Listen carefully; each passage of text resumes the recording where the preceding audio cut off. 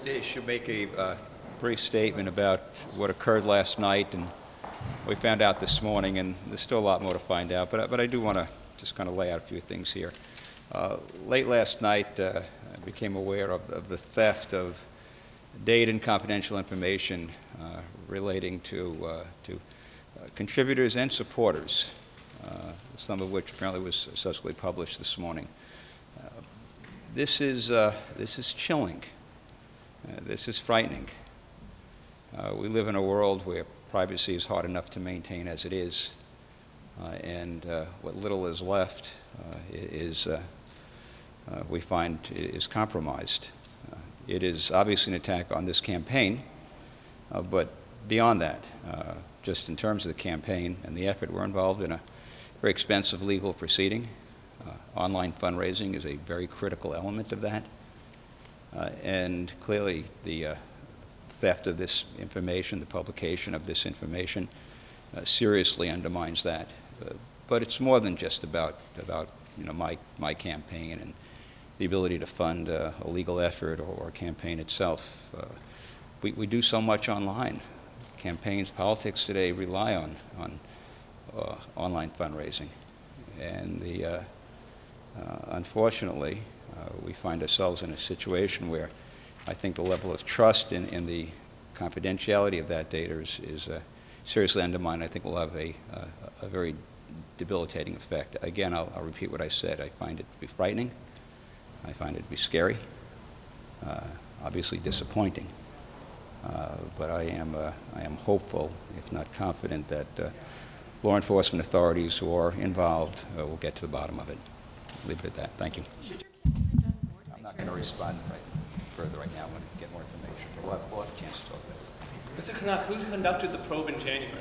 Which federal authority? Secret Service And was involved, and the BCA was involved at that time with some examination after it became, we became aware of the fact that someone had tried to access the server. And we were contacted and told that information. We immediately turned it over to the federal authorities.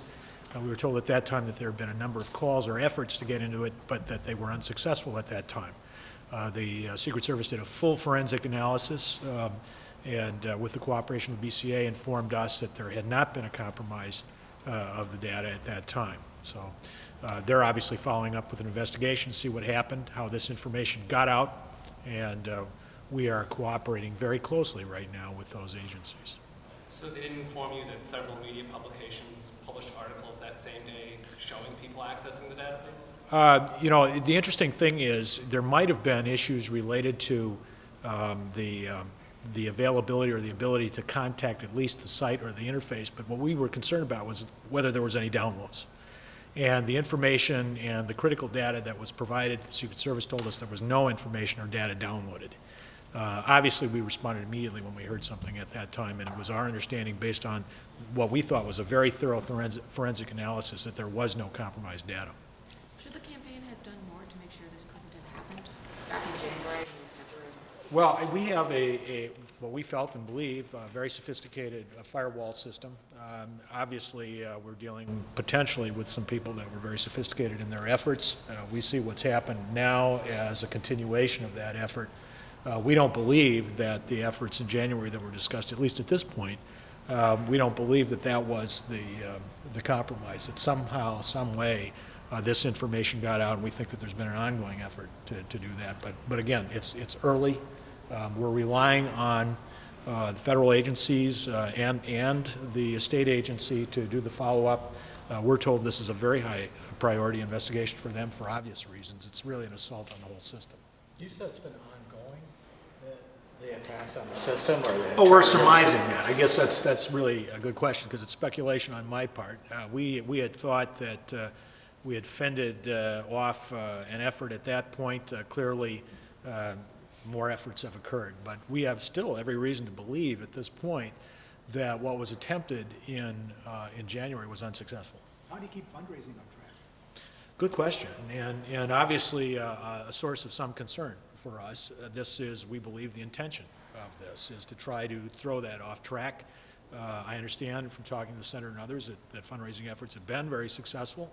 But that's a deep concern, and it's not just a concern about fundraising, it's concern about the relationship that you have with the donors and the relationship you have with the supporters. And apparently this isn't just a donor list.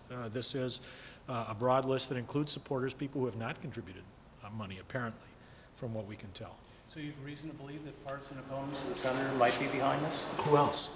You know, I honestly think that if this were the so-called Russian mafia or somebody else, you wouldn't be seeing it on a website. You'd be seeing a lot of people complaining and finding out in that regard. And again, we had every confidence, and still do at this point, based on the information provided to us by the Secret Service, that the attempts in January were not successful in downloading any of this data. So we're deeply concerned, as much as anything, about what this means to our donors and our relationship with our supporters. Have you begun efforts to start contacting some of your donors, some of the folks on the list? Yes, there have been emails sent out. I think that that's been actually shared with the press, indicating to them that this has occurred, and we're following up very aggressively with that and offering any and all assistance we can. Do you have any evidence that there's anything partisan behind this, other than your sheer guess? Other than, well, if you want to call that a sheer guess, but like I said, I mean, it appears to us to be pretty obvious that that would be a primary motivation. But other than that, no, we won't know,